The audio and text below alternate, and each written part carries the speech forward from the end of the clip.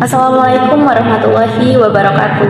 Hai semuanya, perkenalkan kami dari kelompok 5 mata kuliah Kepaniteraan dan Administrasi Peradilan Agama. Nah, di sini saya Ariana Ratusida. Saya di sini akan menjelaskan sedikit mengenai kompetensi dan juga kewenangan peradilan agama. Nah, sebelumnya aku pengen tanya nih sama kalian tahu nggak sih di Indonesia ini kita punya lembaga peradilan loh yang khusus menangani perkara-perkara Islam, namanya adalah peradilan agama. Tapi apa aja sih kewenangan mereka? Apa cuma soal nikah cerai aja atau ada yang lain? Nah, yuk kita bahas bareng-bareng. Ini dia kewenangan dan kompetensi peradilan agama. Nah, yang pertama saya akan membahas dulu nih tentang kewenangan peradilan agama. Nah, di sini saya mengambil dari pakar hukum yaitu M. Yahya Harahap. Ada beberapa tugas dan kewenangan penting yang dimiliki peradilan agama. Yang pertama adalah fungsi mengadili. Nah, jadi pengadilan memang punya kewenangan untuk memutus perkara-perkara tertentu yang berkaitan dengan hukum Islam. Mereka juga bisa memberikan keterangan, pertimbangan, nasihat hukum Islam kepada lembaga-lembaga pemerintah. Nah, kalau kita naik ke tingkat banding, yaitu di pengadilan tinggi agama. Kalau biasanya kan kalau di pengadilan negeri ini kan pengadilan tinggi negeri ya. Nah, kalau di pengadilan agama ini ada pengadilan tinggi agama. Jadi di atasnya pengadilan agama. Nah, mereka punya dua peran. Yang pertama adalah mengadili perkara banding dari pengadilan agama di bawahnya. Nah, ada mengadili sengketa kompetensi relatif alias sengketa soal wilayah hukum antara pengadilan agama. Yang kedua, tadi kan membahas kewenangan ya, ini membahas kompetensi peradilan agama. Kalau kita tadi bahas kewenangan, sekarang kita bahas soal kompetensi atau lingkup perkara yang bisa ditangani oleh peradilan agama. Ada dua jenis nih. Yang pertama ada kompetensi relatif yang diatur dalam pasal 118 di HIR. Nah, dalam pasal 142 di RBG juga. Nah, intinya ini tuh soal wilayah sih. Jadi pengadilan mana yang berwenang tergantung domisili para pihak, terutama tergugat kalau dalam peradilan agama. Nah, yang kedua adalah kompetensi absolut, yang jenis perkara yang memang khususnya hanya bisa ditangani oleh peradilan agama gitu. Nah, ini diatur juga dalam pasal 49 Undang-Undang Nomor 7 1989.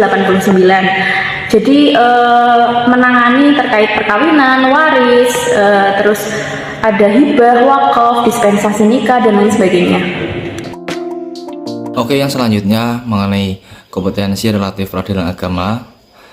Sesuai pasal 118 HIR, secara umum pengadilan yang berwenang mengadili adalah pengadilan di tempat kediaman, ya, asas aktor sequitur form real.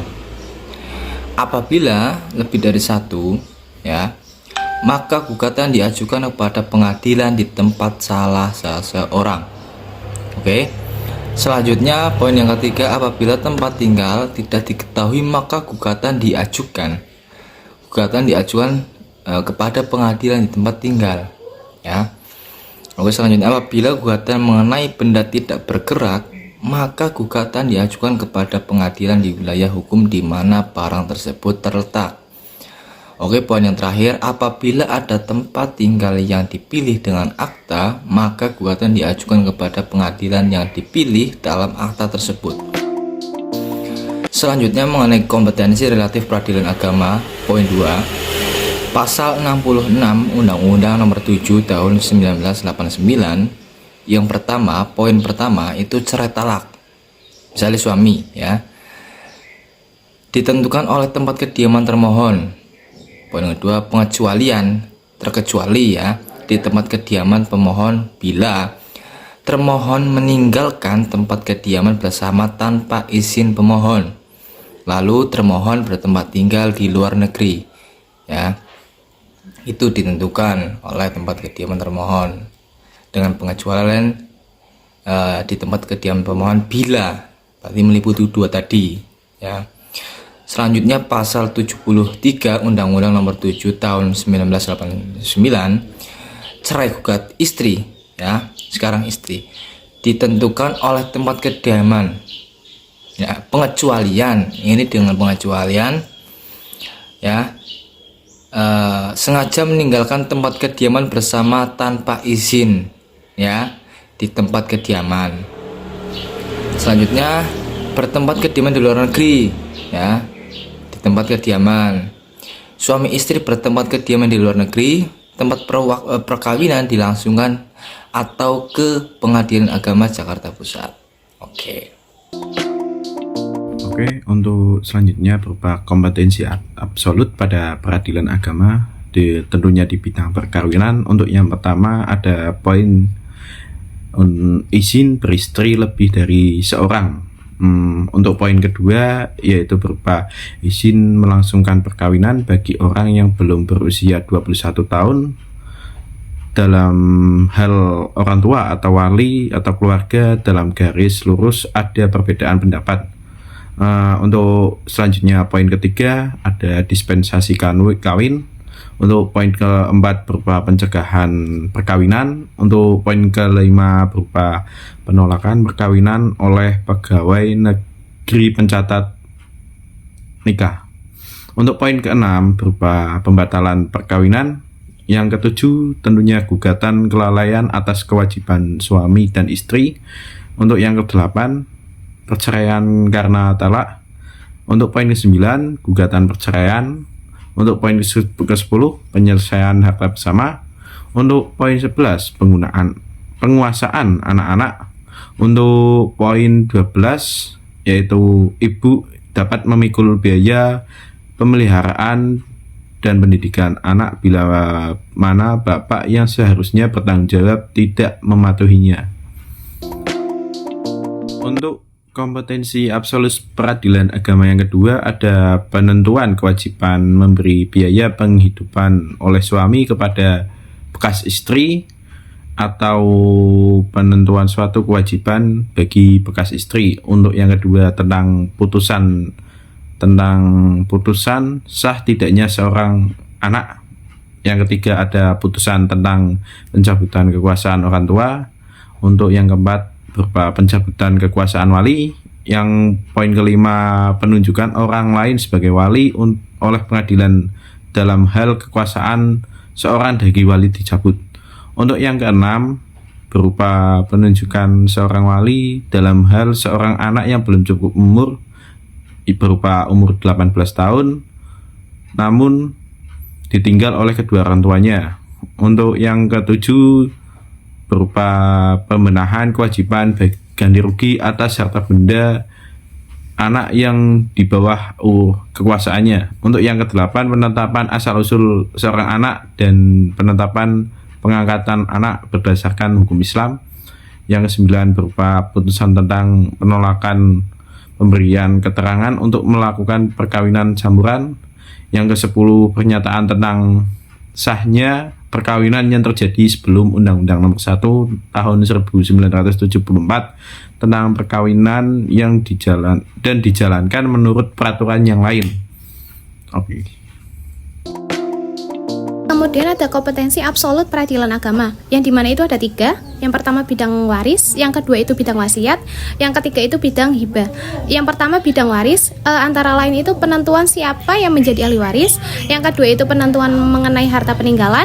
Yang ketiga itu penentuan bagian masing-masing ahli waris. Yang keempat itu melaksanaan harta peninggalan tersebut. Yang kelima penetapan pengadilan atas permohonan secara seseorang tentang penentuan siapa yang menjadi ahli waris, penentuan bagian-bagian masing ahli waris.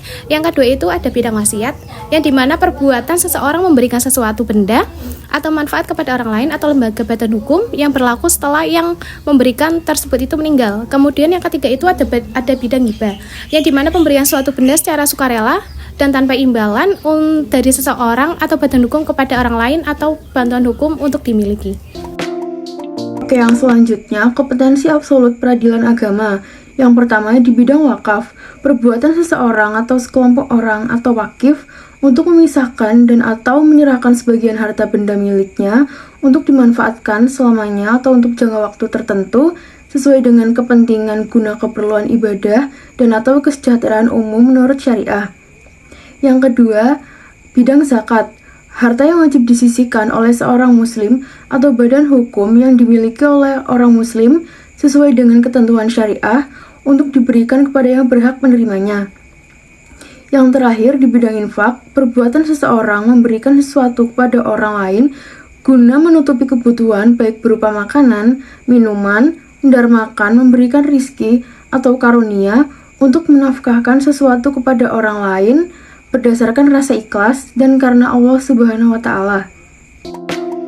Untuk selanjutnya yaitu kompetensi absolut peradilan agama dalam bidang sedekah, yaitu perbuatan seseorang memberikan sesuatu kepada orang lain atau lembaga atau badan hukum secara spontan dan sukarela tanpa dibatasi oleh waktu dan jumlah tertentu dengan mengharap ridho Allah.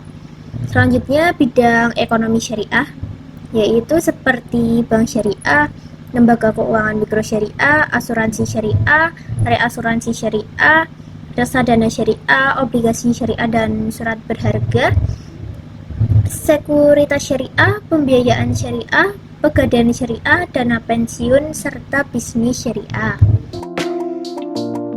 Wewenang yang lainnya diatur dalam pasal 52A Undang-Undang Nomor 3 Tahun 2006, yang mana Pengadilan Agama memberikan isbat kesaksian ruqyat hilal dalam penentuan awal bulan pada tahun Hijriah.